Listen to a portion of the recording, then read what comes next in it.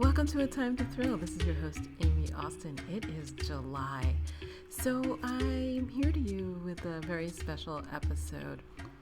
First, I have to say that in the last 2 weeks, I have released 2 books. First, Outcry Witness, which is the prequel to the Nicole Long legal thriller series, and then also Major Crimes, which is book 1 in the series. So far, early readers have loved the books, which is great because you never know how it's going to go. Nicole Long is a spin-off of the Casey Court series. Nicole Long is a prosecutor who has appeared in several books in the series up against Casey, and Casey has won. So Nicole has a whole host of problems, one of which I will tell you up front is that she's an alcoholic. She's been in recovery, and I don't think it's been very successful. In Outcry Witness, we get her backstory. She is from Louisiana. I can't pronounce the name of the county no matter how hard I try. I think people call it Metairie, but and she grew up in this small town and then gets a job in Baton Rouge, and it doesn't go well. So that is a great little story. It's a little shorter than the normal Casey Court book stories or a full-length Nicole Long story, but it gives you a lot about who she is. And this time I actually wrote it first. In the Casey Court series, I had written Disgraced later because people kept asking me about what happened to Casey to get her to where she was in Judged at the beginning of the series. So this time I wrote it first. So we all know where Nicole starts. And then, so that came out on June 22nd. It's available on Amazon and it's free in Kindle Unlimited. The book that came out 2 days ago, sorry, it's July 1st, is Major Crimes. And that is a full-length book about, a death. Let's just say a death. Some people think it's a murder and some people think it's an accident, and you can decide what you think about that. But Nicole Long is back and she's working on her first big case. And it's interesting.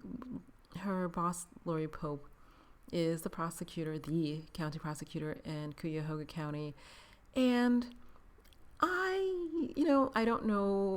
let me say this. I firmly believe that politicians should not hold offices like prosecutor. I think that prosecution is one thing, politics is another thing, and the two shall not go together.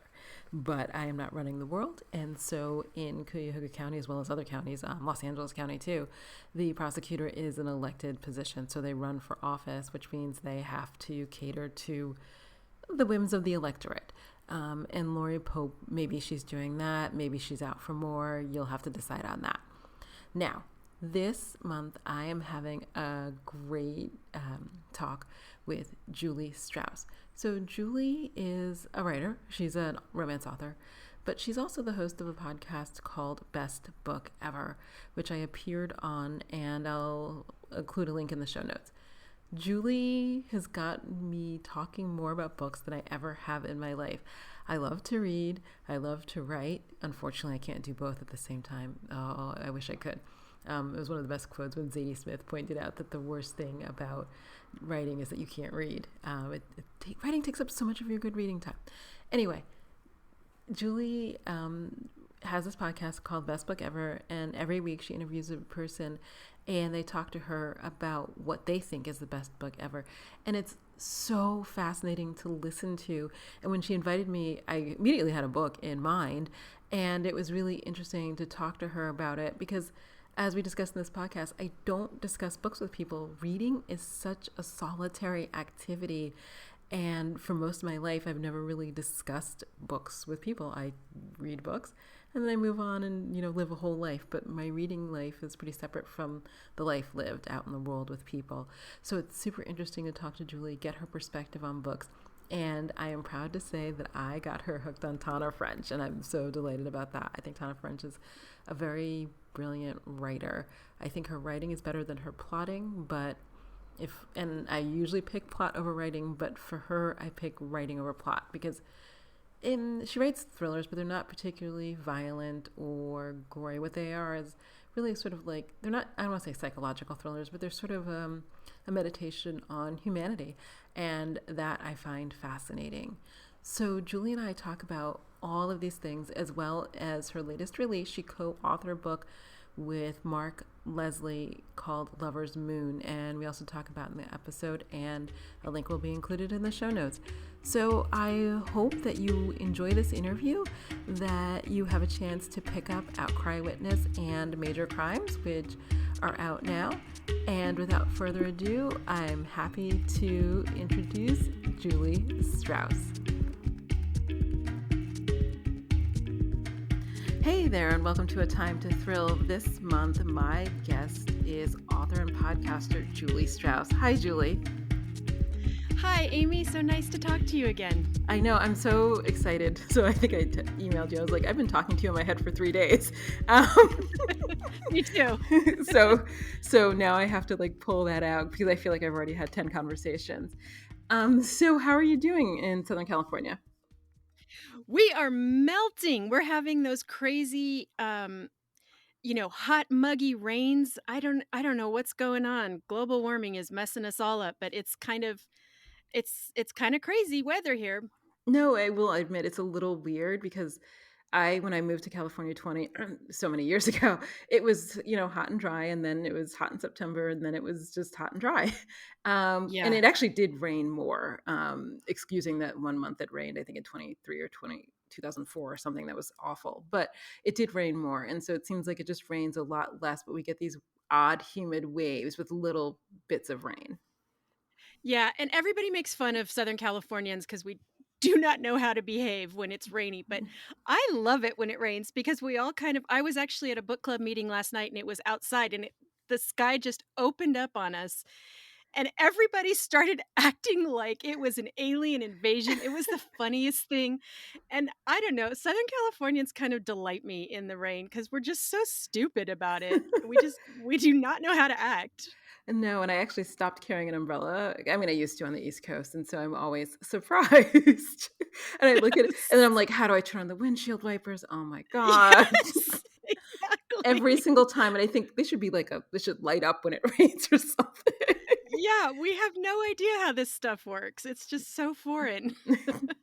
It's crazy. So I have a ton of questions for you. But the first thing I want to say is, so Julie is the host of a podcast called The Best Book Ever. I have a sticker on my computer. You send stickers. I don't know. I opened my like PO box one day and I Yes. was like, stickers. I was very excited, like a 12-year-old. So, and I really like the podcast because okay, so I guess I talk to people about books, but not as much as I would like. I'm one of those people who reads a book, sort of keeps it to myself, and then moves on to the next one. And the number of conversations I've had about books, maybe I talk about 2 or 3 books I read a year, but I probably read 50. So Mhm. it's super interesting to listen to people talk about books, talk about what's their favorite book, and then why, because it's not I'm learning as I with writing and reading that how people approach books is so different than how I do. A few years ago, I don't know if you know Jen LeBlanc, but we were talking Mhm. about books, and she said to me, "Well, what are you looking for when you read a book?" And I was like, "Oh, I want to like live vicariously through people whose lives are completely insane, and then I want to have like feelings of anger and vindication and all these things that I don't get in life." Because I try to keep that down in real life. And she was like, "Oh, other people are looking for other things." And I was like, "Oh, Aha. I know." So listening to your podcast, I people are looking for lots of different things in a book, which is super interesting. So what possessed you to start the podcast? The genesis of the idea actually came from the very first book signing I ever did, which was at the Anaheim Library here in Southern California. And I was scared witless because I thought, I don't, I'm not good in crowd situations. I don't know what I'm going to say to these people. What do I do? Do I just sit there and convince people to buy my book? I had no idea, again, had no Hmm. idea how to act. And, so I, had my little table set up and people were coming by and I was chatting. And then a woman walked by my table and glanced at my books and went, what is this? And I said, oh, they're contemporary romances. And she said, ugh, I don't read romances. And I Out just loud. She said said the quiet part out out loud, loud. she said it right out loud. Oh, it got worse. But anyway, but then I said to her, so tell me what you do read. And so then she started telling me about the last book that she read that she liked. And I started asking her questions. And I thought, I don't have to sell my books. I just want to talk to people about books. That's all I want to do, Mhm. is just say, tell me what you are reading, because then I'm making a connection with them. And then they're saying to me, this is what I like. And then maybe I'll like it too. And even if I don't, I'm going to say, why do you like it? Because that's interesting to me. That's a real lens into someone. I've always used that as my lens into getting to know them a little better, even if the answer is I don't read, or I don't like reading, or I never took to it. That's interesting to me too. Why not? Were your parents readers? Did you have a teacher ever that influenced you? That's fascinating to me to find out. And I think the fact is, I approach it utterly without judgment. Um, I read a lot, but I don't like competitive reading. I don't like asking people how many books they read in a year. I just want to know why. You Mhm. read 100 books a year. Why do you do that? That's interesting. You read one book last year. Why did you choose that book? It's just interesting to me. So I realize that this is a way that I can really connect with readers that is within my comfort zone. And as I got further into the author business and the author community, and I realized I'm very uncomfortable on most social media. I don't like, the whole thing, reels and all this stuff. I'm not good at It's that stuff. And it's it's a crazy lot. making, right? Yes. But there is this one thing I can do, which is I can sit down with one person and talk to them about books. And that's something that I am good at. And it's a way that I am good at connecting with people. And so I thought, well, this might be my journey into social media exposure, is by Mhm. starting this podcast. And in addition to that, it's just fun for me. I feel so lucky that I get to, once a week, I get to sit down with someone and say, tell me what you're reading. Tell me why you liked it. Tell me what's good about it. And it's just, to me, that's the best conversation you can have with other people. That's so interesting. So what I was saying, I don't think I talk to people often about books, and now I'm thinking maybe I'll talk to people more about books. I sometimes ask people for book recommendations, but I don't ask them why. Mm. I rarely ask them why. It seems kind of private. Maybe that's because I feel that way. Okay, I have to think about that. Oh, Um, interesting. So do you find the question intrusive? do I don't. It's because, okay, so obviously, not obviously, I was a young person who read romance. And this is before e-readers, so you couldn't really hide anything. So people did ask me often why are you reading the bodice rippers? Why is she half naked on the cover? Whatever that sort of question is. And I felt like, I think a lot of romance readers felt self-conscious about it. Mhm. And it was it was actually hard to explain. Like, I was not looking for escapism, so it was a little more difficult to explain why I chose this book or why this book made me feel good. Like, it's like I like captive romance, but it would be, and actually I think I know why now because I'm older, but it was difficult as like let's say a 12, 13-year-old to explain that what I really like is two people who have to be together and therefore have to work out all their stuff without extraneous aunts and whatever that is that it comes in other romances.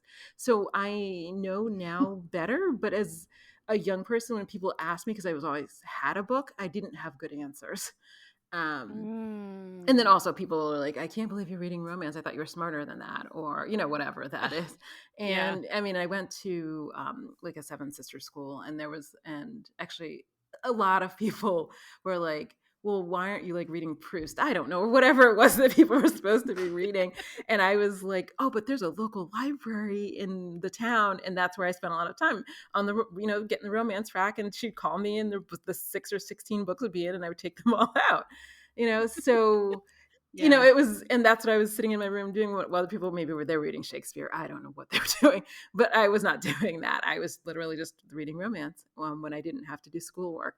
And so I think it just comes from having to explain myself so often that I Mhm. don't, but that's more of a defensive about that particular situation. Now I don't care what people think, because, what are they going to do? And Yeah. but it's different. But how do people, well, on the podcast, obviously people know that they're going to be asked, but in life generally, how do people take to the question of why they chose that book or any particular book?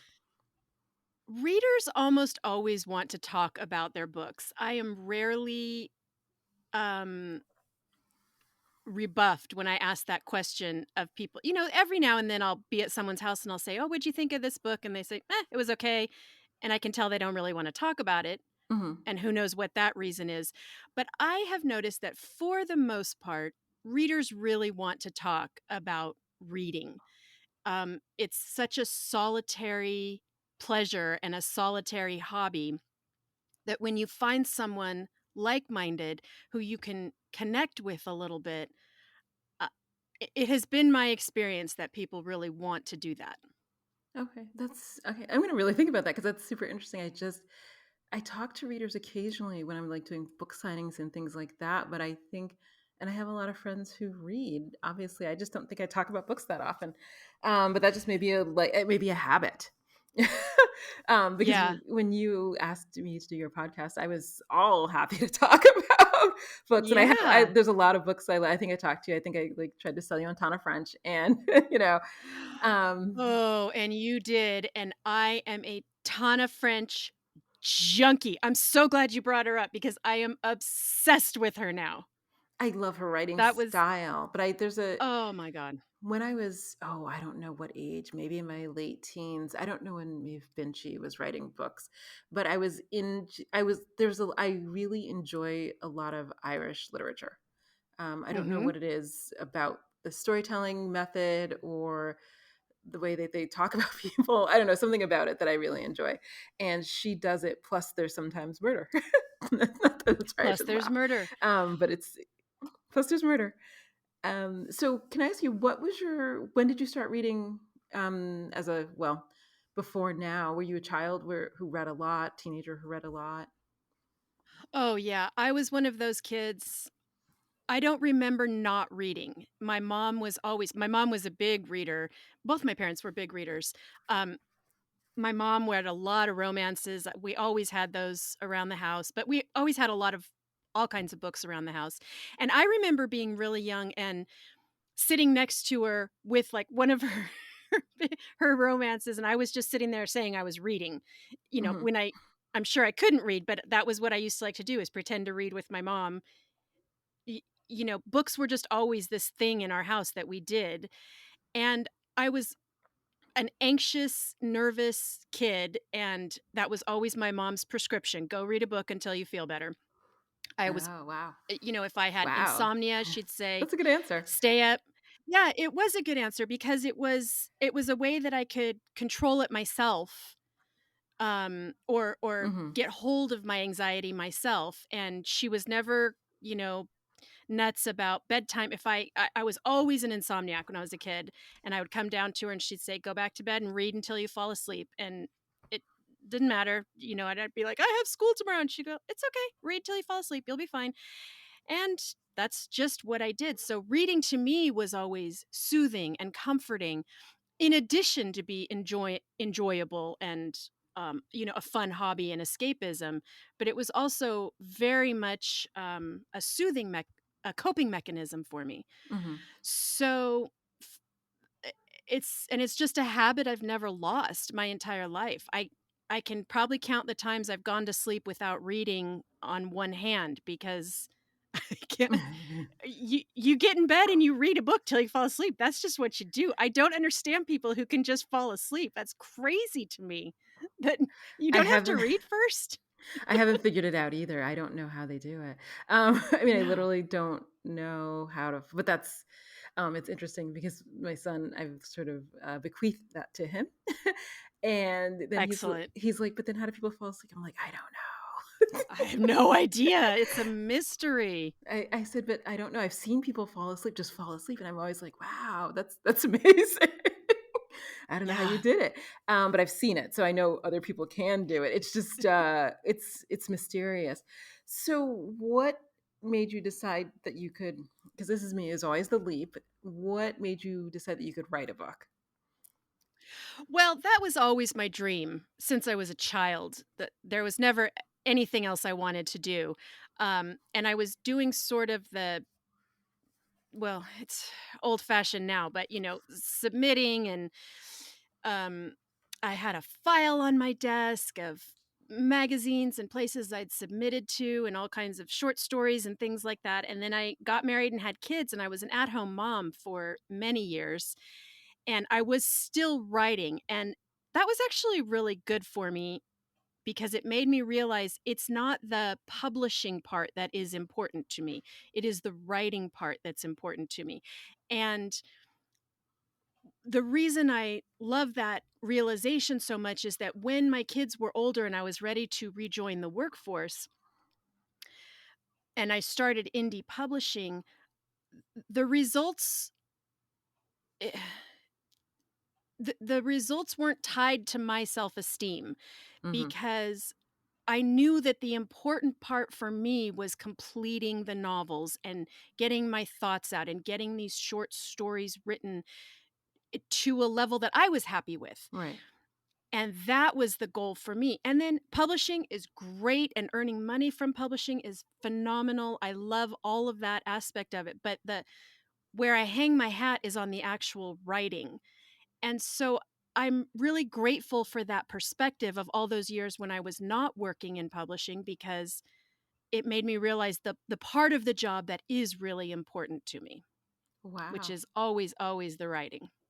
Yes, I think I'm maybe just getting there. I was sitting today thinking about it, because it was weird. Oh, well, maybe we'll talk about it. So I have a new release out today. Today, yesterday. I'm sorry. Congratulations. The time zone is odd.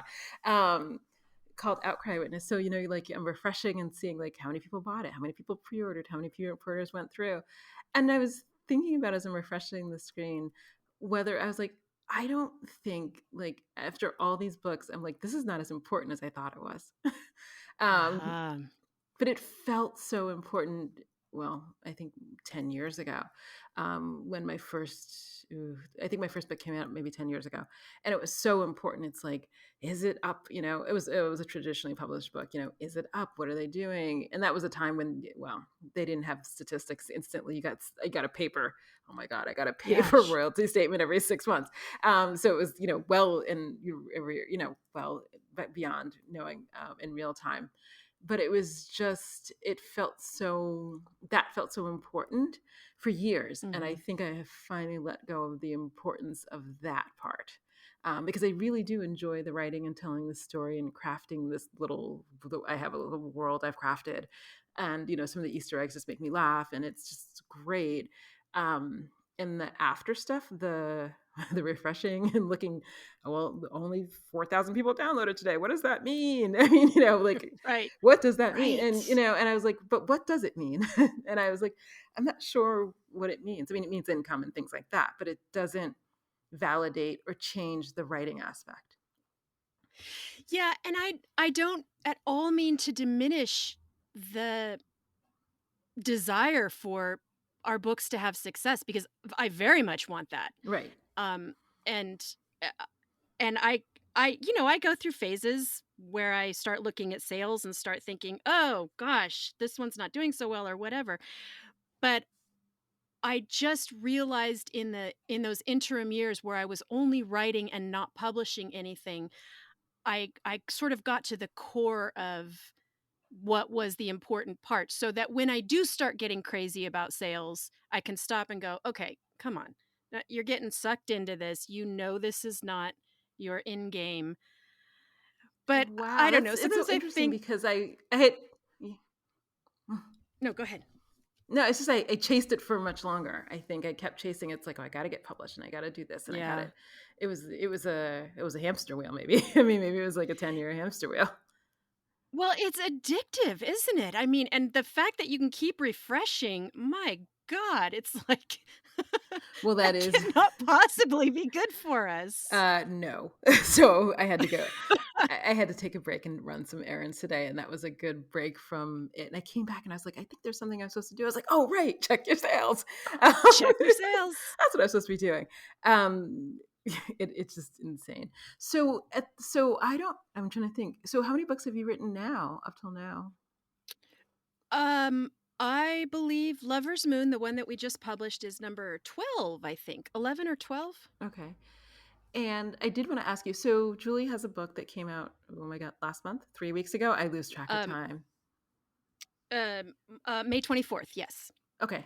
So I guess we're up to a month a few because weeks ago. yeah, called Lover's Moon, but it's a collaborative book with Mark Leslie, who Mhm. I know when he worked at Kobo, which is how Right? I met him. I met him in Brea at one of those conferences.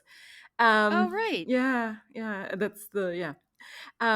So what possessed you to do a collaboration? Because before that, I did not know you to be a collaborative author. There are some authors I know who will strictly collaborate, some who are a writing team who that's all they do, and then others who dip in and out. But what made you do this?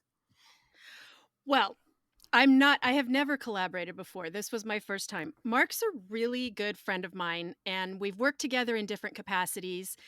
We've edited each other's work.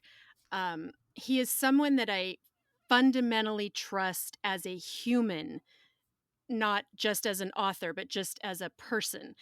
And we are part of a mastermind. We meet every Monday morning. And he knew that throughout the course of this pandemic, I was not doing anything. Hmm. My depression levels were just insane. It was, as we all know, this Yes. is not news to anybody. It's been a rather difficult couple of years. And I knew that he wanted to write a prequel to his long running Canadian Werewolf in New York series. And he wanted to write a prequel where the two main characters initially fell in love. And they have gone through a lot of uh, adventures over the books that he has already written, but they do have a romantic past. And he wanted to write that, and he had been kind of working on it. And then he said to me, um, if he asked if I wanted to work with him, and I said, I don't do werewolves. I don't know anything about. I don't know how to do this. Right. And he very kindly said, you're not writing, like why not try? And it's funny because it's advice that I have given a lot of people. When you hit a writer's block, I always say, do something absolutely nutso for just 1 week. Like if you write Regency romance and you're at an absolute writer's block, have a dinosaur show up and just write one chapter and see what all of your characters do when there's a dinosaur there. You're going to toss the chapter, Hmm. but it's going to get your mind going. And I always recommend that to people. My favorite one is my characters will go on the Oprah Winfrey show, the old school Oprah Winfrey show. That's the best. And I always trash that chapter, but whenever I'm stuck, I go, okay, you're going on Oprah. And then I have Oprah just start grilling them with questions. And it just, to step out of your writing, um, sort of your usual routine in your writing always spurs me on. So then I realized, well, that was what Mark was doing for me. And it was magical because it's not a genre I work in. What the hell do I know about werewolves? Nothing. I No. this is so out of my comfort zone, and so I could just have fun and write and we would have these crazy conversations where he would go, okay, can you do this in romance? And I'd go, no. Can you do this in werewolf books? And he'd say, no, you can't do that.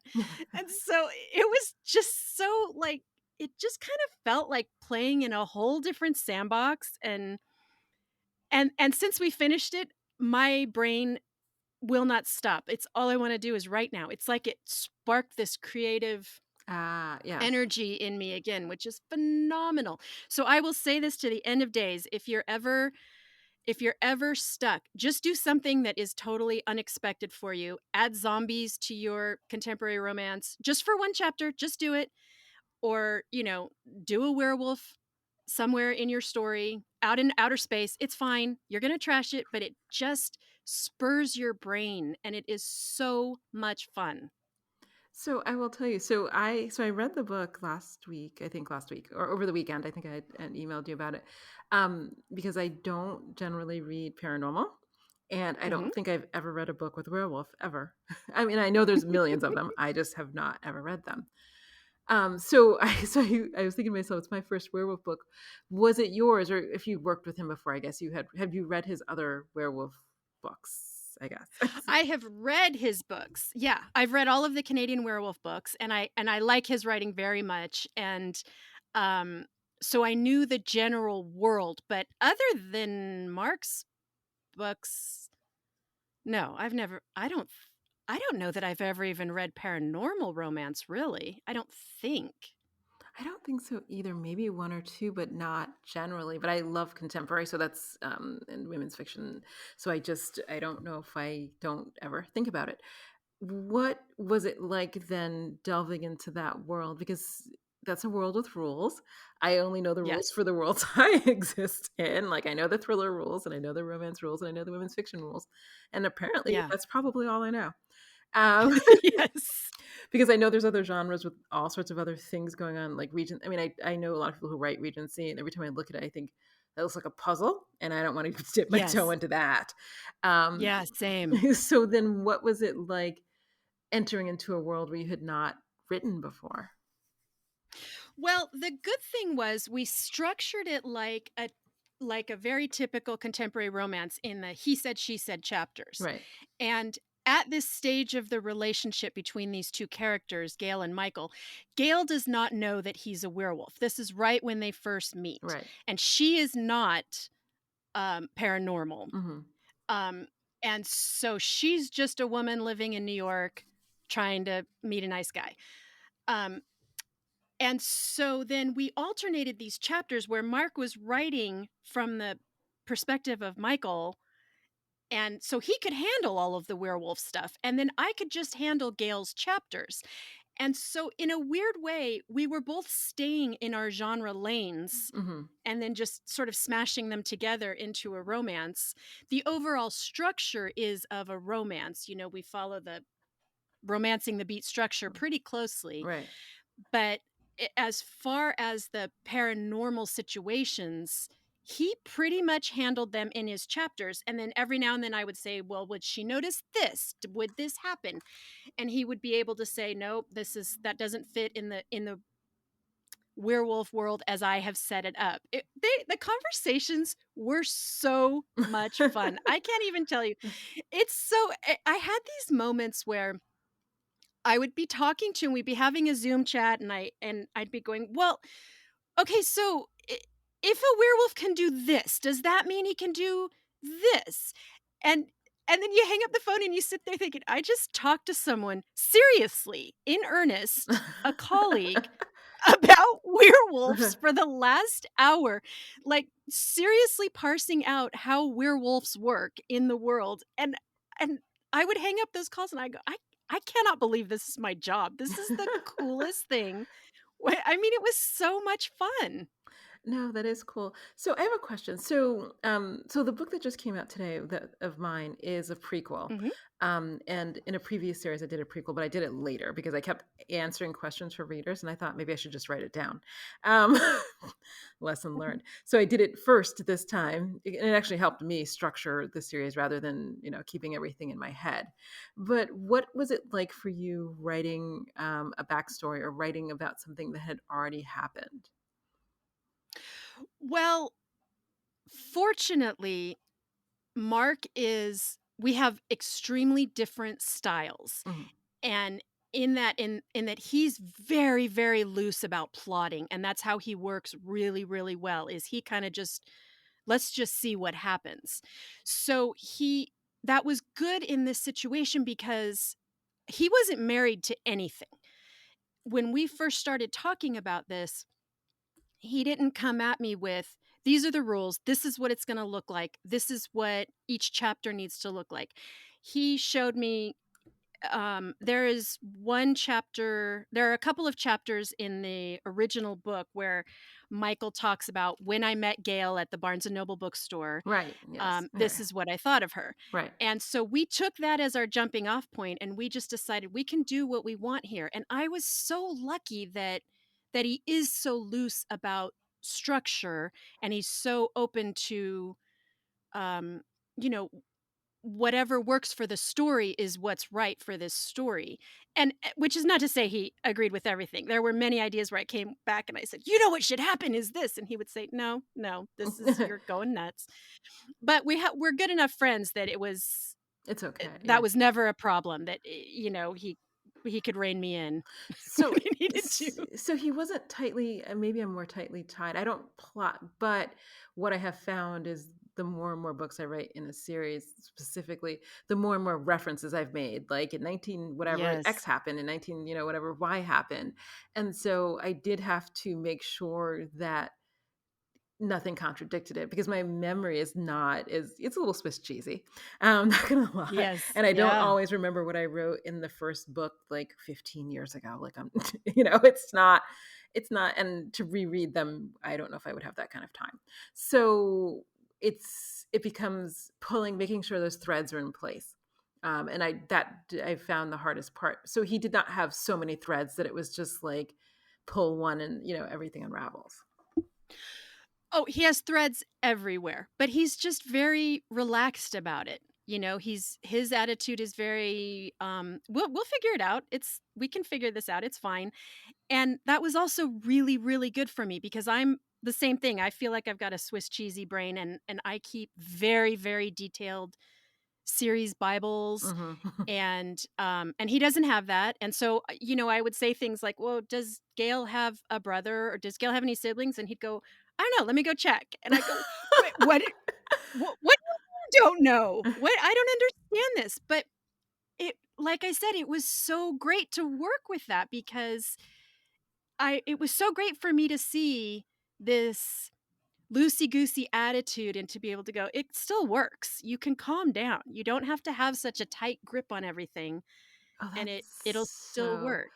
that is so interesting. I have like a spreadsheet with birth dates. Um, Yeah, me too. Me too. so and I love Aeon Timeline because it tells me how old anybody is on the day that they're talking about them, so I can make sure or get it right. That's super interesting. I don't have a tight grip on plot, but I do have a tight grip on the past. And to me, and at Mhm. least in the series, in my head, the past is so fixed. What happened to them in the 90s, the 80s, the aughts, or whatever it is so fixed, and everything they do is based on what happened in the past. That sort of goal, motivation, and Yes. conflict. So I'm really wedded to all the things that have happened to them to bring them to the today. That's interesting. I'm so wedded to it. I can't imagine Yeah, not having a really firm grip on it.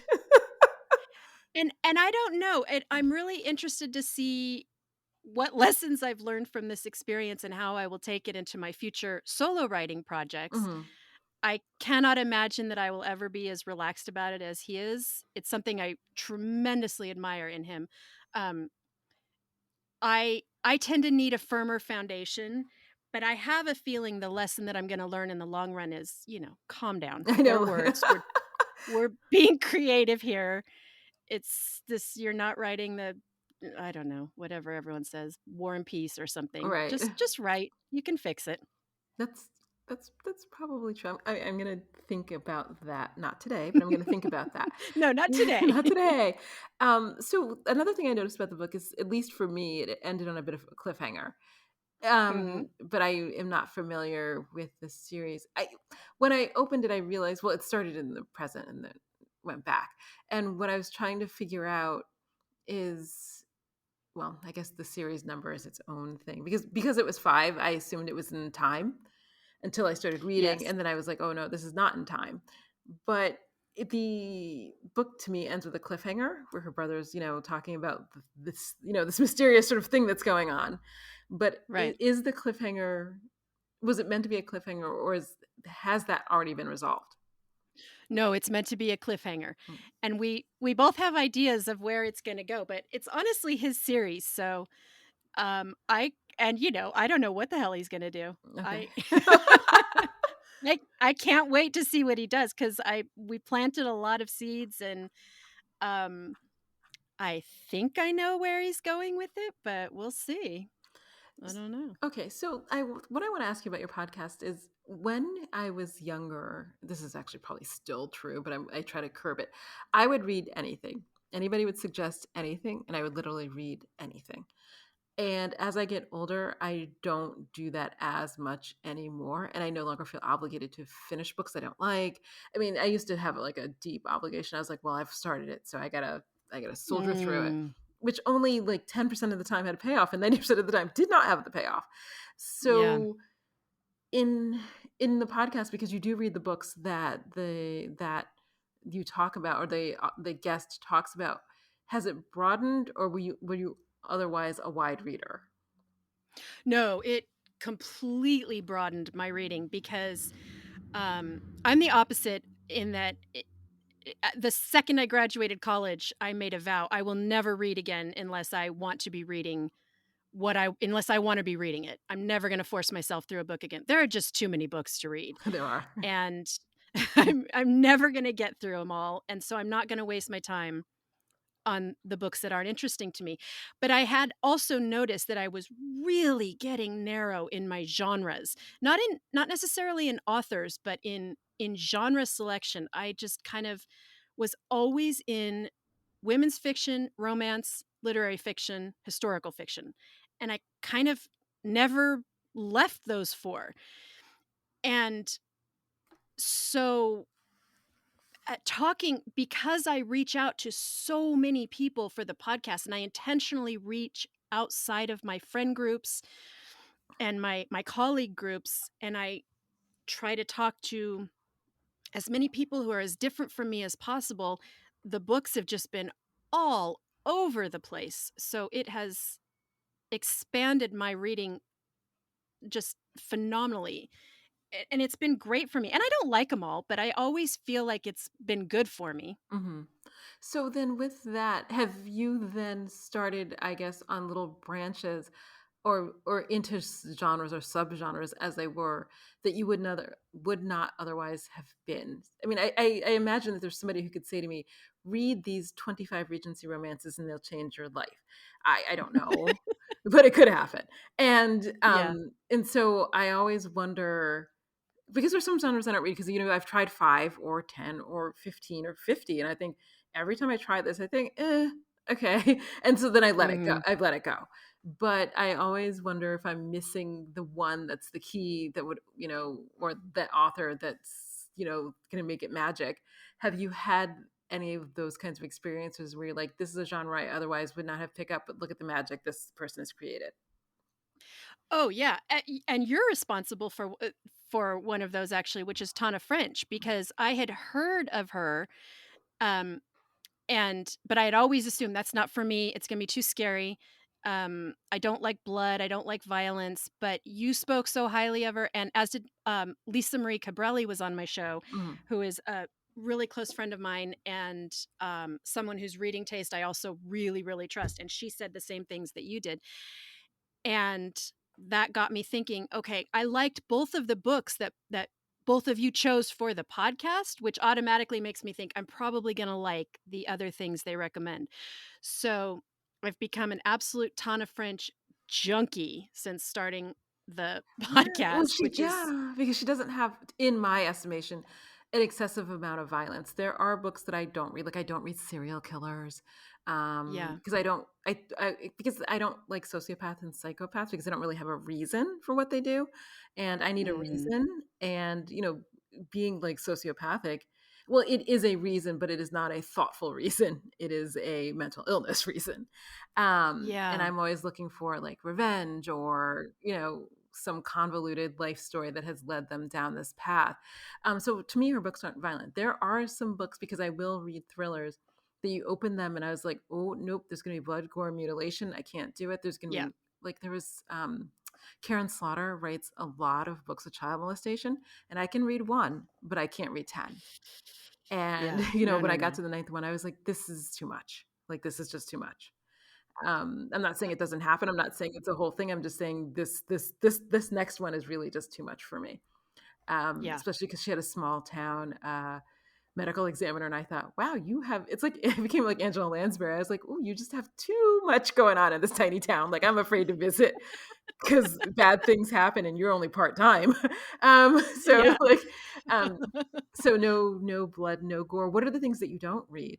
I mean, Blood and Gore is off my table. Although there are plenty of those books, and I've actually There are so many. and I've read even some Stephen King, and I'm just like, I don't think this is what I want to read before I go to bed. I will have nightmares, so I don't read scary things at night ever. Mm. Um, Yeah, that's usually my hard line too, is anything terribly scary. I don't like children in peril. Child molestation, absolute hard no. mhm. Will not read that.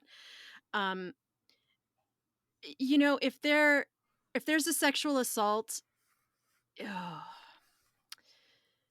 I will usually skim you gotta have a good reason, and but I usually will avoid those too. I look for those trigger warnings too. I just God, you know, the world is hard enough. I just don't I understand that a lot of people find catharsis in reading those things. Mhm. My brain tends to do the opposite thing where I dwell and rehash it over and over again, and I can't bear that. I don't mind emotional drama. I love a good romantic drama. Right.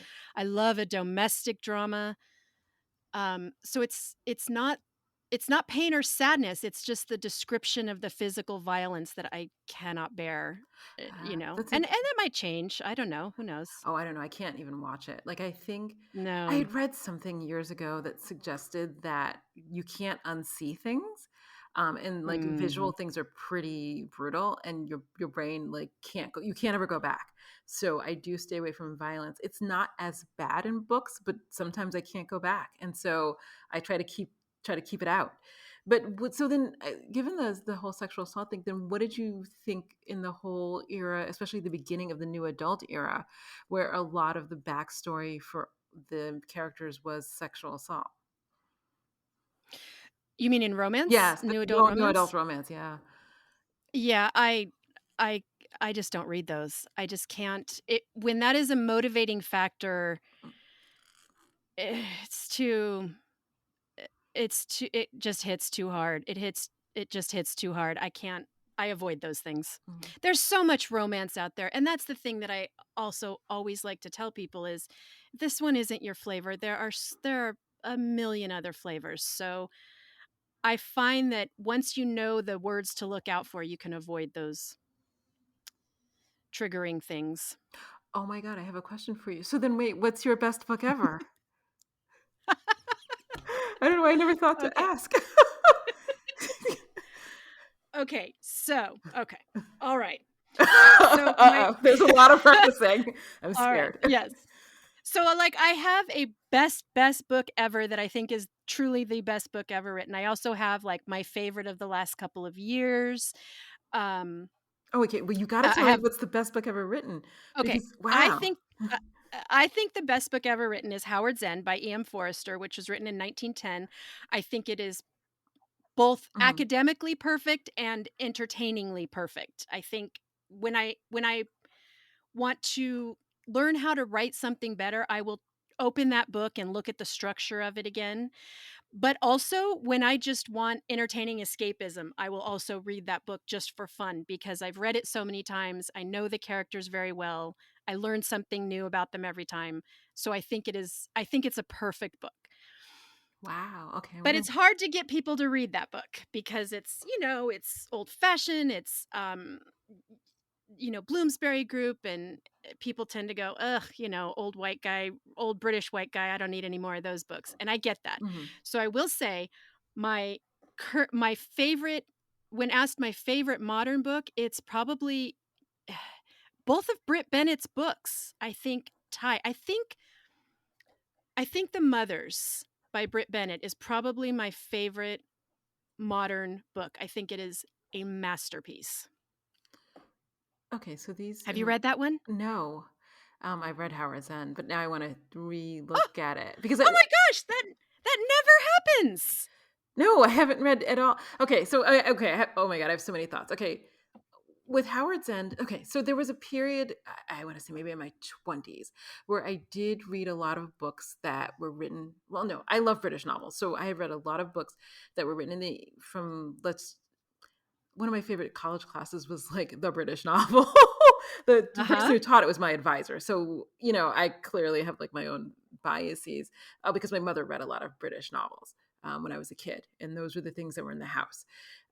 So I love a lot of those books, but what I have found, even going back, is that not all of them hold up, and I never know. I don't ever go back, so I don't reread books ever. I also don't try to. I never see movies again. I just feel like life is full of new experiences. There's no reason to go back. But that's my personal philosophy. Mhm. So when I have gone, having a child made me rethink these because he's like, "What do you like?" And I'm like, "Let me tell you about these books I've read." You know what I mean? And then you're looking at it, and Right, then you're right. like, "Oh, maybe it didn't hold up," or he's reading and he goes, "Why did you like it?" I go, "I don't know. I was like 12. What do I know, right?" Yeah, Um, right. so I will look at how it's done because I do wonder if it holds up. Some books I have like looked through again have held up, and some have not. And the ones that have not Mhm. are particularly hard. Like Anne of Green Gables, I had not realized how dense it was and how it was written, how it was structured. And so when my son was maybe like, I don't know, 5 or 6, I was like, Anne of Green Gables is the best thing ever. And I read him the first one, and he was like, "Really?" And I was like, it seemed different. Like it seemed different. Like she was very plucky, and it seemed very different. And reading it to you now, not so much. So I will consider how is it. So the Mothers I have never read. Oh my What gosh. is the genre? I'm gonna It look this up. I have not. I believe I I think I would call it literary fiction, Okay. and I've said this several times before. I think Brit Bennett is very young. I think she's young 30s. She looks very young, and that fact thrills me to my toes because if she is writing at this level at her age, I just keep thinking like I can't wait to see what she is doing when she's 80 and she keeps honing her craft. She's already this good, Hmm. with her debut novel. Uh, it is just a brilliant, brilliant book. Wow. Okay. I have not read it. I read a lot, but it's not on my radar. Every so often, I go back and forth. So I mean, every so often I read a book that, like, I'll look at the bestseller list and I think, okay, everybody's talking about this. I should read it Mhm. because you've interviewed Theodora, and I'm sure you know her, and she wrote that book called like Seven Figure Fiction, and Mhm. as well, um, so she talks about what it is about books that people like. Right. um and Jen, oh my god, her name is gonna Jen Barnes does the same thing, like with her talks Right.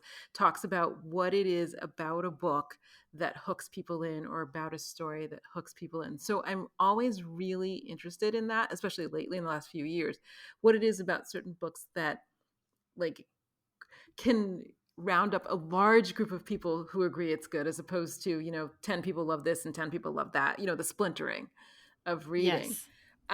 So what is it? I'll ask you about this in terms of the Mothers. What is it do you think about the book that has universal appeal? I guess I'll yeah. Oh, what a good question. I think it is a book that will hold up because everybody has had the experience of oh god, there's so much in there. There is, these mistaken trysts and then the consequences that come from that. And being judged by family members and being judged by members in your community and thriving inside and outside of your community. And it's a very specific story, a very specific town, but also you you know all of these people. You know every single one of them. You know the judgy church ladies. You know the dad. And I think the universal appeal of that book is that it gets to the heart of every family. And even though every family might not have these consequences that these two people have in their lives, we all know that story. We've Well, wait all a second. been I very close to this. I think I started this book and didn't finish it. Okay. Sorry. Oh no, did you? I think I when you started I think I started this and didn't. Maybe. Okay, I'll have to look that up. I'm going to think about what happened. Maybe. Okay. I'm really going to think about Oh, that. I will be so interested to hear. Will you let me know why? I would be so curious to know what you Yes, because didn't when like. the more I think about it, I remember starting it. I wonder. It was an audiobook. I was reading a book. Okay, I'm really gonna think about it because I now when you're saying it, I'm like, oh, I remember this. Like it just came back to me. I was like, How I remember this. Um, how funny. I maybe got like 2 chapters in, and then I was like, Wow. and then who Okay, knows? I see? like clearly the world, like you know what I mean. The world moved on. Wow. Okay. So what are the last See, this few? is exactly why I do the podcast, because this is so interesting to me that we all take these works of art and some of them, they it just knocks us on our butts. I put that book down and I thought, I am in the presence of greatness. And then, for some people it just doesn't work, but who knows? Maybe you'll pick it up again. I think that is so interesting. That's exactly why I started my podcast, because this exact question is so fascinating. I'm really gonna think about it because now. Yes, okay. That's okay. I will do this off mic. I will have to because now I'm gonna have to sit and like look and open it again and see what happened and I look it on the Kindle and all these things, all Mhm. these things. Right. So what have you read lately? What have that so I go down little rabbit holes Mhm. lately. Like lately I read like all the Emily Henry books. I don't know why. Um I have no idea why. And I woke up one day and I was like, well, I read one and then I'm like, well, I'm going to read all these. And then, they're, it's done. Um, and I was wondering, I know they were popular and I was trying to figure out why, because they're non-traditional in a romance sense. And I was wondering what the appeal was of that, but that's just, just the road I've been That's, down. she's B, right? Hmm. Hmm. Yeah. Yeah, I like her. I read Book Lovers. Well, the last one I read was Book Lovers. I read it like last week. I think I read it when I was flying, and then I read The People We Met on Vacation. And then there's the yellow, the yellow book, which that's not what it's called, but there's a third one I can't think of the name of right now. And I I think read the those uh, in the yeah. last few Yeah, I can't weeks, remember either. just because who knows? I never know what sparks. Well, okay. One of the problems I have is I request books from the library, but the time between the request and the time between it being fulfilled is sometimes 2 weeks and sometimes like 6 months. And so I don't always remember why I requested it, but I figured it was me, it was prior me, and I must have had some reason. And so I just read it, but I Mhm. don't always remember. Um, but have you read any of the Emily Henry books? I have. I read Beach Read, and I really liked it. I read it once on my own, and then someone chose it for the podcast, which was a super fun conversation. And, I think that's the only one of hers I've read. It's interesting because she's selling really well and it's published as a romance. I mean, her books are published as romance, but they do differ, I don't want to say wildly. They're not within the narrow bands of what we call romance, and it makes me wonder where publishers are. I have so many questions. I have so many questions, but that's a public publishing issue. Yeah. No, I Um, agree. It doesn't, and I think that's what I like so much about it is it sort of feels like a romance, but uh she plays with the genre a lot and sort of winkingly plays with the genre, which I yes, really yes, like. yes. It's yes, and even in the other two books, she is a little bit more. She breaks the fourth wall, where she's like, romance would be this way, but we're gonna Mhm. go off. We're gonna veer. Okay, so the other question I asked, I'm sorry, I'm just looking through the list of books I read lately. I went through a Leanne Moriarty phase. Oh my I have read gosh. most of her books, but I had not read them all, so I went back the last few weeks to complete the ones I had not read. Um, just Do I you don't like know. them? I do what I think they're very long, and I feel as if they could be shorter. And there was one I read that I was a little disappointed in. I think it's called "The Apples Never Fall," Yeah. about where the mom theoretically disappears. Yeah. And I did not like the resolution, and I didn't Right. understand what the point was. I'm still trying to figure out what the point was. I just honestly, I was just like, I read it, so I'm in the car with my son in the back, probably driving back and from school. And I was like, but then, and he's like, okay, mommy, calm down. Calm Um, down, mom.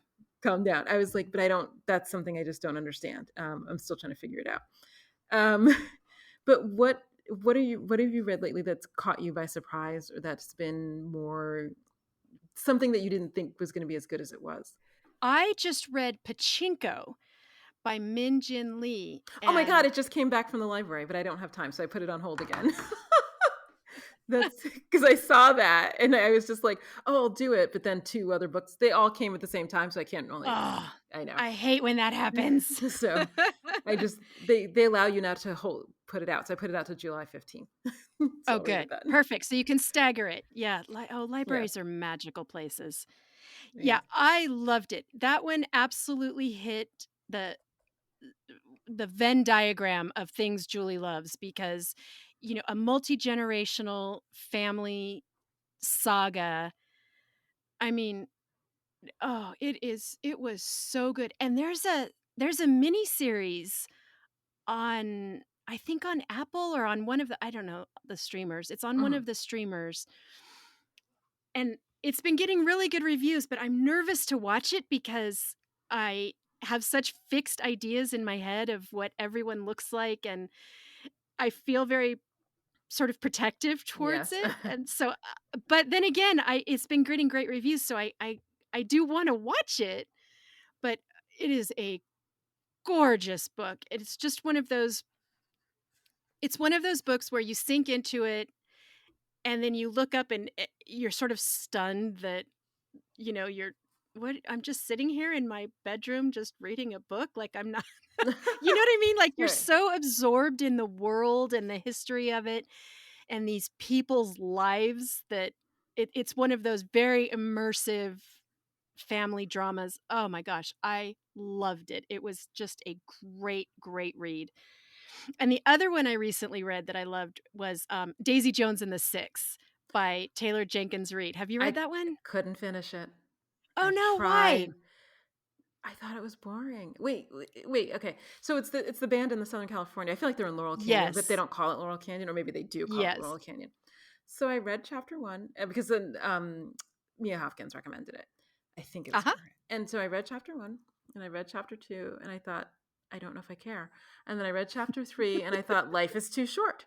And then I put it down. Like, I literally Okay. and I try Fair enough. because somebody I know recommended it, like, I gave it more of a try than I would have otherwise, and, and I think, like, it expired at the library, and I renewed it, and I was just like, you know, uh, what is okay, I didn't get it. I don't know if it's because I don't think music is interesting, or I don't really particularly care about music, but what did you like about it? Because I can't figure it out. I think what I liked about it was that I read it right after Pachinko, and I intentionally went looking for something not strenuous. Right. And to me, and I thought, okay, a rock and roll band in the 70s in LA, that it's going to be fun. Mhm. And it was. And the whole time I was reading it, I was thinking of Fleetwood Mac, which, I grew up, I'm 52. I grew up in Southern California, and that whole Southern California band lifestyle has always been sort of on the periphery of my knowledge anyway. Everybody knows about, like you said, Laurel Canyon and that whole crazy Yes. band lifestyle. And I just thought it was a delight. And that was what I was looking for. And I can totally see picking that book up when you want something a little punchier and going, okay, this is a little too fluffy for right now. But it hit me at one of those times where I wanted a fun read. I wanted, rock and sex, drugs, rock and roll, and that's what it was, and I thought it was a lot of fun, but you definitely have to be in the right place for it. Yeah, I just looked it up. So I attempted to read it in November of 2020, which may be its own thing. And because I read a lot of books in 2020, I had a lot of time. And I just apparently moved on. Like, I was just like, Yeah, okay, that's okay. And then just, skipped right along to the next one. This is yeah, not for so, you. no, not for me. Not for me. I don't know. Okay. So can I ask you now that now I don't ask people for book recommendations, but I feel as if you are now in the position where people do ask you for book recommendations. Is that something that happens more often now? Um, kind of, but the bad thing is I have a terrible memory, and so people I will write frequently say, "What have you read recently?" And I go, "Oh, I read a really good one." I don't remember what it was called, but it had a blue cover, you know? exactly. Trust me, because I just said yellow. Here we are, right? Yeah, Yeah. right. So, Um, yes, people do ask me a lot, and I can usually remember the most recent one, but unless I pull up my computer and look at my actual list, I have a hard time pulling things. I'm just not good at spontaneous book recommendations. Other than, the big ones that I always recommend. I will always tell people to pick up The Mothers. I will probably always tell people to pick up Pachinko. Hmm. Poisonwood Bible, that's one that I always recommend by Barbara Kingsolver. Yes. You Yes. know, Okay. I have a few standbys that I keep keep handy. This But is so interesting because I never know what to say to people because I think that my taste is fairly eclectic. And so I yeah. don't know what people are looking for. Like, are they looking for books like the books I write? Are they looking for books like the books I used to read? Like, I don't have a good, and also my reading taste does change like over time. So I'm never quite Yes. sure what people are looking for. And I'm going to tell you, my memory's not great because I remember book covers. I have bought books. My son makes fun of me because I once came home with a book and he's like, "You already have that book," and I think, "Oh, do I?" And I bought the same book 3 times and never read it. I can't even. It's Because a of the cover? woman with a cover. It's a woman. I can see the cover now. She's holding her hands behind her head and she's wearing like a knitted intarsia cap, and it's something like something happened or something. And I finally read the book because I was like, clearly I like the cover, but I just Yeah. can't read the book. So actually, I started keeping a list maybe 10 years ago of what I read. So I didn't duplicate. And this is before Yeah. Amazon told you bought this book. Like the number of times I hit that message, I'm like, oh, I know. oh. That is so So embarrassing. it's like, oh well, like the cover, it all appealed to me again. That's And right. The yet, marketing but is I working. but I don't remember clearly. Yeah. Yep. So I just keep a list now. I keep a computer list on my phone so that I don't make that mistake, especially when I go into a place and it looks familiar, and then I look and I'm like, oh, you read that. Let's move on to the next book. Yeah. Right. But it does happen a lot. Do you reread books? I mean, other than Howard Zinn, Yes. you know. Oh, you Yes. do I reread reread books all the time. It is one of the great joys of life. because you know what you're going to get. Because you know what you're gonna get, and then you learn something different. And it's a weird thing to do because I have so many books to read, and I'm never gonna finish what I wanna read, but there is something so soothing to me about rereading and getting to know them again from the beginning, and knowing the end, and following the story, knowing what's coming is so fascinating to me, because then you can really start paying attention to when authors show you things, and when you noticed, and you pay attention to, oh, I didn't catch that the first time around, this explains a lot more about the ending. I love it. I think it deepens the experience so much for me. It has to be a great book, for me to reread it. I don't reread everything, Right. but if it's something that meant a lot to me, I will definitely pick it up again and see. And the bad thing of that is, like you said, they don't all hold up. No, they Sometimes you don't. reread it and go, I was just in a place where that was great. Eh, I could see something like Daisy Jones being that.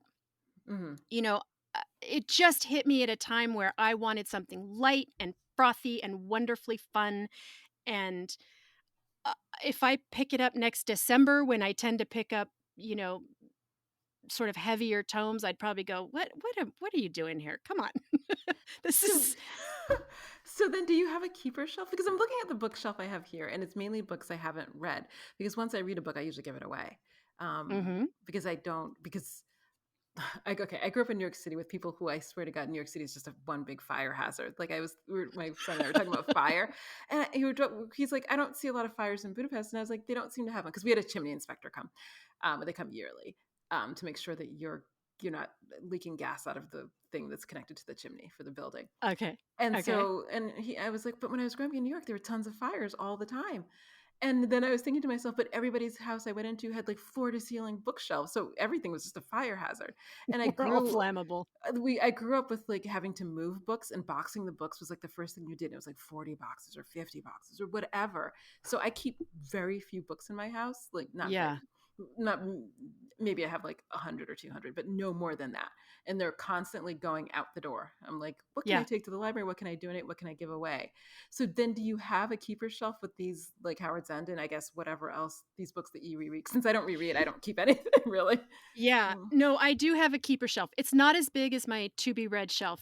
Um, I I came into our marriage with a lot of books, which my husband was super cool about, Mhm. and he realized very quickly that I am not a hoarder, but I hoarded books. Right. And there was a point where he went, You know, y- there, y- this is going to become a problem." And so I started getting less intense about saving every single book that crossed my path, and I pared it down to the ones I genuinely love and I can see myself rereading again, or that I want to give to other people, or that kind of thing. Mhm. Um, I still have way too many books in this house, but I'm better about it now. Once I've read them, if I don't see myself reading it again, it goes I have a little free library out front, or it gets donated to my library or given to friends or something like that, because you can't if you I do read physical books, and they take over. They take a lot. They do.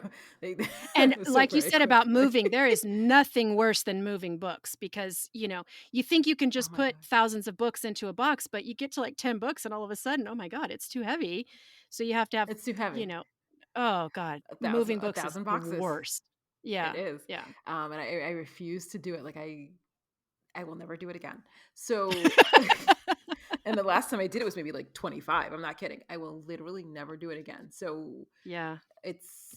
I'm looking now. There's maybe, I don't know, 40 in here in this apartment in Budapest. But I try to keep it really down low. And these are just ones I haven't read. So I have more Yeah. time to read here. So I will read them. And then actually, English language books are very popular as a donation item for other expats. So that's not a problem here at all. Oh, right. Yes, because it's harder. So really, have you've really never reread a book like on your own, other than like the ones you're reintroducing to your son? No. Oh In my gosh, head, that's why would I? Like, I want a new experience. Like every book I'm okay, so I'm the person, I do not read the back of a book. I buy books by the cover. I'm not gonna lie, by cover and genre. Like I'm uh-huh. pretty shallow. So I look at the cover and I go, well, this looks good. Because sometimes there was a period, especially in the 80s and 90s, when I felt that publishers did a very bad job of blurbs and it was a synopsis and that was too much information and it ruined the book for me. Mhm. So I don't Yes. read that. So I open every book like it's going to be an experience and an adventure and I can't wait. But then once I've already had the experience and adventure, I'm not interested in reliving it or redoing it. So I'm always That fascinated is people who will reread books and rewatch movies. I'm like, but you've already, you know what's going to happen. You've already you had the already know it. experience. Wouldn't you like to have a new experience? Like there's billions of them out there. Have the next one. Yeah. No, I agree. I want those experiences too, but I also wanna go back to the good ones. I so it's such a different mindset. I love hearing this. I just can't imagine. I don't know what I would get out of it. Like I have to, like I'm sitting here thinking that Yeah. like and only in reintroducing my son, and even then, like as soon as he could read well enough, I was like, I'm out. Like we're good. Like Yeah. go forth and tell me how it is. Tell me what you thought. We'll discuss it later. Mhm. And then of course, like the discussions are hard because he's like, but you don't remember the details. And I'm like, that indeed is also true. Yeah. So that's its That own is true. problem. It is true.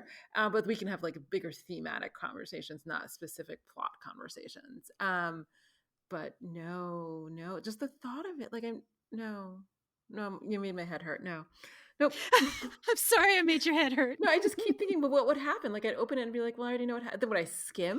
Like would I just get to the good part? Would I think, oh, yeah, I don't know. No. No, there's too many books. There are too many books. Like I look at the Kindle, like I keep trying to keep the Kindle pared down as well because it's mostly library books, and there are 500 on there, and I've probably read only half of them. And then Mhm. there's books on the shelf, and then there's books out in the world, and that's just too many to go backwards And there are more every day. every It's day. just we're never gonna win this one. Well, we do win because we get to read them all, but Yes. Once I realized I could not read all the books, I don't know, maybe it was like 15. I was like, oh, I can never read all the books in the world, and I thought, oh, okay, yeah. okay, well, okay. We'll see. Okay, so I want to say thank you so much for talking to me about books. I'm gonna go now and like, well, I have to go look at these books, especially the mothers. I'm gonna go look right now. Although I'm in the middle of a book, but I read like 5 or 6 at a time, so I can always put What are one you more. reading right now? Can I ask? Yes, no. What are So you into? okay, so for comfort, I will return to authors. So Mhm. right now, I am reading.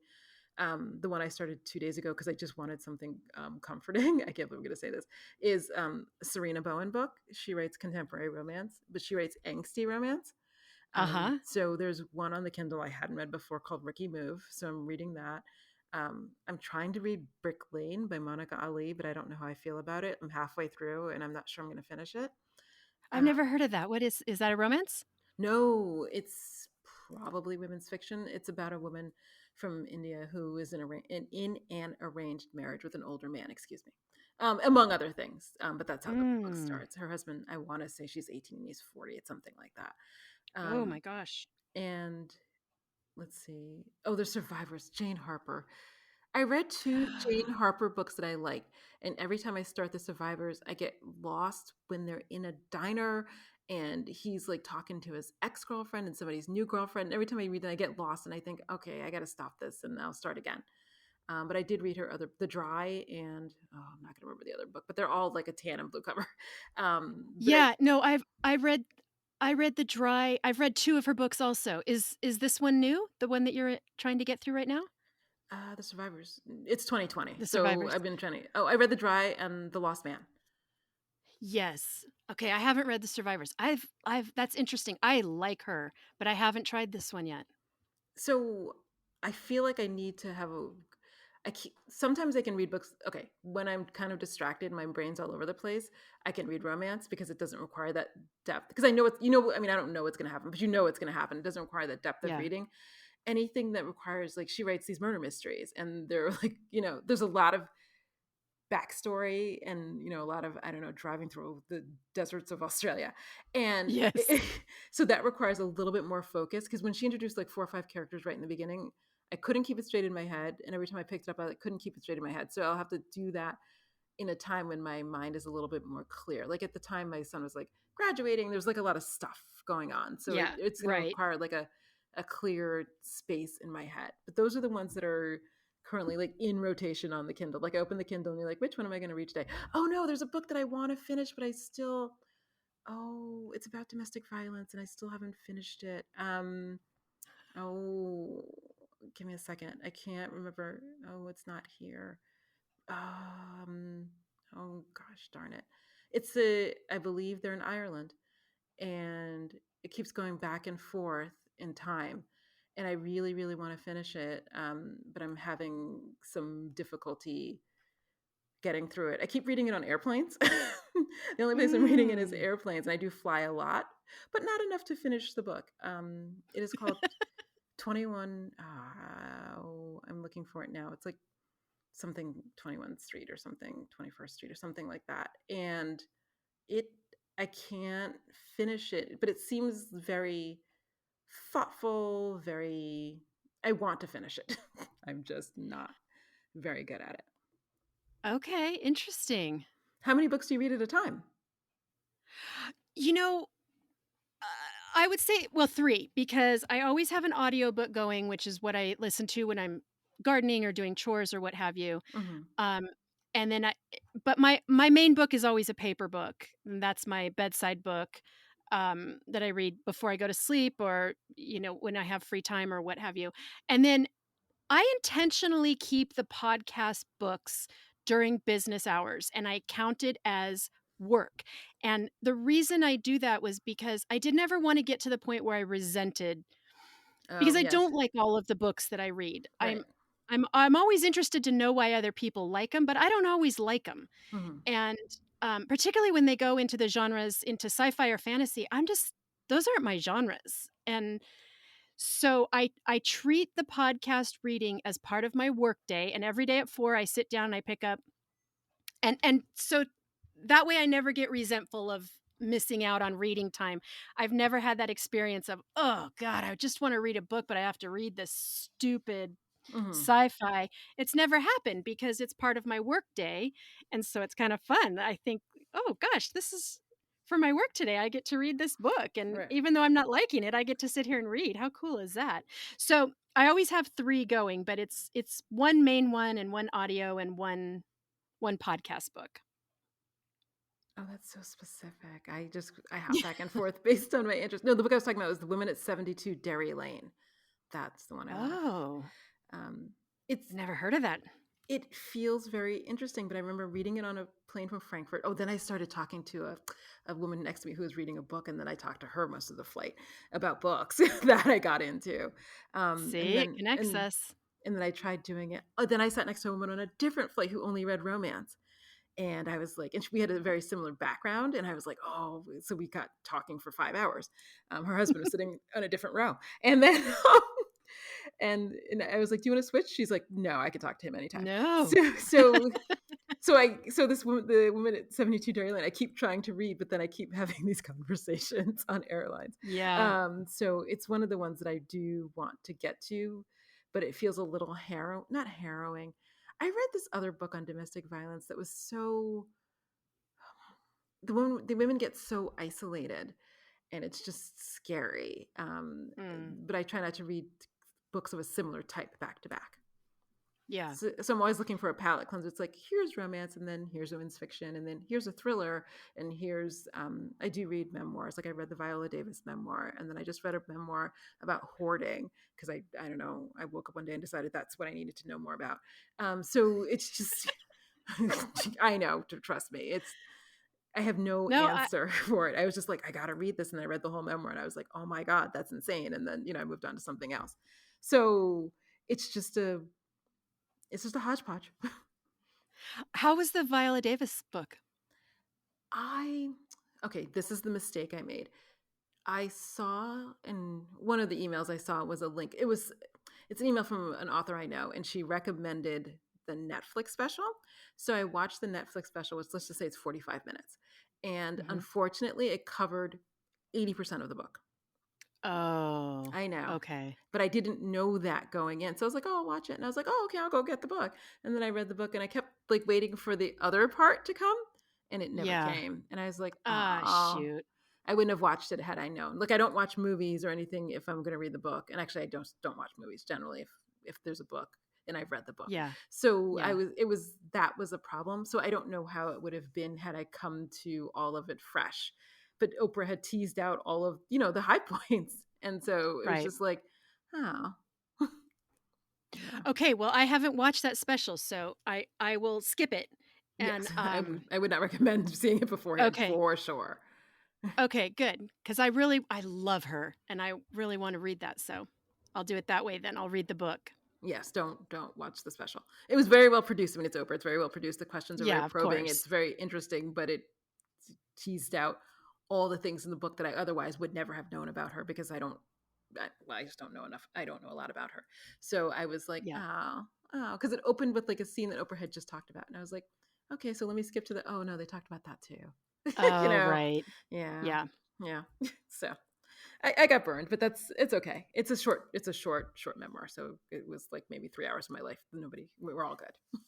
Well, I'm writing all these down as we talk, so, the second we hang up, I'm gonna go onto my library website and request these, so this is a delight for me. I Well, love you getting well, no, recommendations. so here's the thing. I'm gonna like quit what the 7 books on my list and then go to the mothers because now I gotta see. Like I'm like, I gotta see what she saw. I gotta know what she saw. Why did I put it down? I'm dying to know why I put it down. I just Yeah, remember me putting it, too. and I want to see if I read past that, like what was it about it that I was just like, not today. Hmm. It's just one of those things, as much as we study craft and structure, there is always going to be that very, very subjective part of this job where, no matter how brilliantly I tell you it's structured, if it doesn't hit you, it doesn't hit you. No, and that's fair That's enough. just the way it is. And I think that's the thing I've learned as an author, like in okay, so perhaps I'm not an author who has universal appeal, but the readers who get me, like I talk to them often. And Mhm. I get it. I get it. They get it. We're copacetic. We're all good. Um, it's just that then you're like, so why don't other people get it? And I think whatever it is in the people in the readers that I talk to, and actually the more I talk to them, I realize they have similar backgrounds. So that's just probably, we're coming from the same sort of place. Um, we all get it, but it's not. Some things have universal appeal and some don't. And I think either way is actually fine. Sure. I mean, that's the magic of it, right? Is you just don't know. You write this thing that's important to you, and you just don't know who's going to be affected by it. And it might be a few people, or it might be a ton, but either way, there is such an energy to that. I will never stop being mysterious and wonderful to me. Yes, that's the beauty of it. There's always, every time I turn a page or open the cover, there's mystery and wonder, and I don't know what it's going to be, and that's the beautiful part. Mm-hmm. Amen. And with that, I'm going to let you go because it's late night for me and my child's peeking It his head through the is. door. So, Uh, are you still recording? I'll be very quiet. So I want to thank you so much for being a guest and talking to me about books. I want to now talk to more people about books because it's like literally the best conversations I've had, and especially book recommendations, because now I have a list. Well, the Pachinko, I already delayed to the 15th because I'm going to travel. So I'm going to be on some airplanes. So I was just like, oh, so I'll be on some airplanes and then I'll have time to sit down and read this Perfect. then. And my mind will be clear. Yes, but Perfect. exactly. So I can't that wait to hear what you think. I know I can't wait to read it. But the Mothers I'm going to look at right now. Like literally, Okay. that's what I'm going to do right this moment because I'm dying Okay. to know why I put it down. Daisy Jones and the Six I Let Go. So, but Okay. That's it fine. it was it was so great talking to you, and thank you so much for being a guest, Julie Strauss. Aime, I love talking with you. I hope you'll come back on my podcast too, because it is so fun talking books with you. And thank you for having me with you today. What a Thank you. treat. Yes, thank you so much. And I know you're on Instagram at Julie Wrote a Book because I do look to see what you're talking about. Yeah. But are your other social media handles Julie Wrote a Book? Um, I really only do Instagram, and I also have an Instagram for the podcast, which is Best Book Ever Podcast on Instagram, and then just on my website. I have a Facebook, but I don't really do anything. It's not for everyone. It's not Yeah. for me, but I No, still try. it's not for me. But anyway, thank you so much. I'm gonna go read now. Okay, me too. Thank you, Aime. Thank you.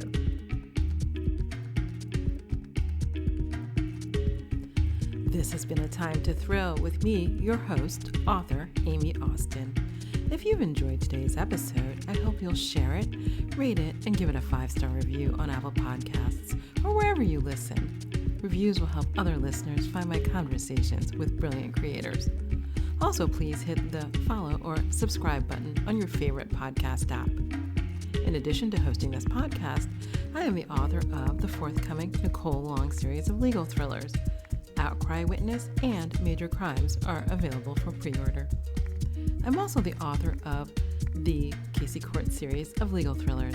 They are available wherever books are sold, at your local library, and also an audiobook. You can follow me on Instagram at ThrillerPod or on Facebook at Legal Thriller Author or at A Time to Thrill. Thank you for listening.